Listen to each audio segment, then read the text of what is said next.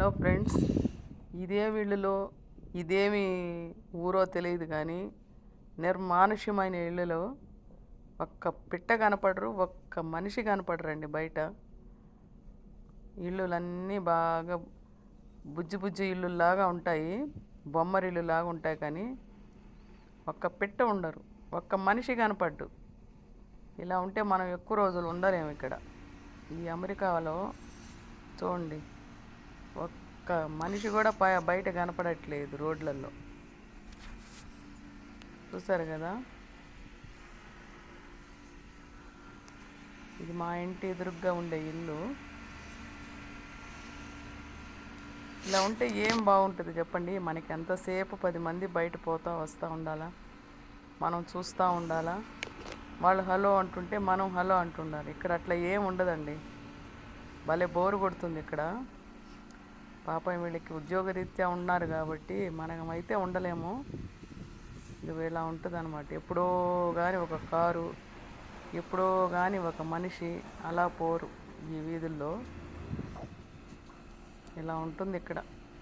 కానీ తప్పదు, ఉండాలి. మనం వచ్చాం కదా కొన్ని రోజులు పిల్లల దగ్గర ఉండిపోవడానికి అన్నట్టుగా ఉన్నాము. ఇంకోటి ఏంటంటే, ఇక్కడ మనుషులే ఉండరు, ఎవరిళ్ళకి వేరే వాళ్ళు వెళ్ళరు.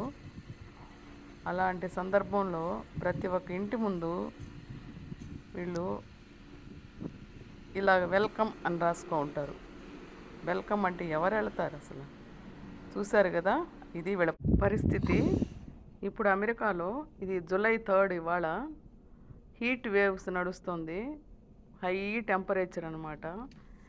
ఏ రెస్టారెంట్కి వెళ్ళినా ఎక్కడికి వెళ్ళినా కూడా ఏసీలు సరిపోవట్లేదు. అంటే అంత వేడి ఉందన్నమాట. హీట్ వేవ్స్ అంటున్నారు వాళ్ళు. ఇక్కడ హై టెంపరేచర్ ఉంది.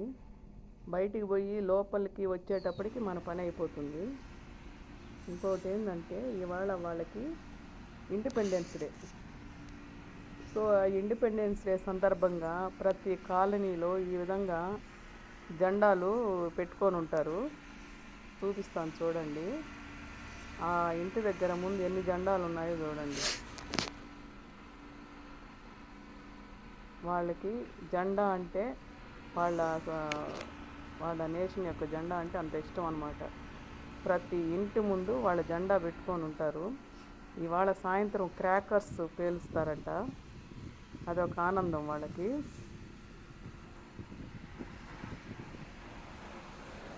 అక్కడ లాస్ట్లో ఒక జెండా కనపడుతుంది, చూసారు కదా.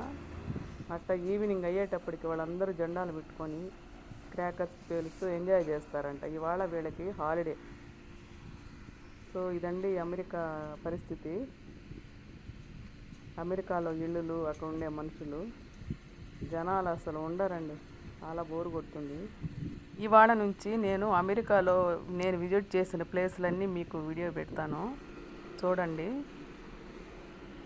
ఈ చిన్న వీడియో మీకు నచ్చితే లైక్ చేయండి, షేర్ చేయండి, సబ్స్క్రైబ్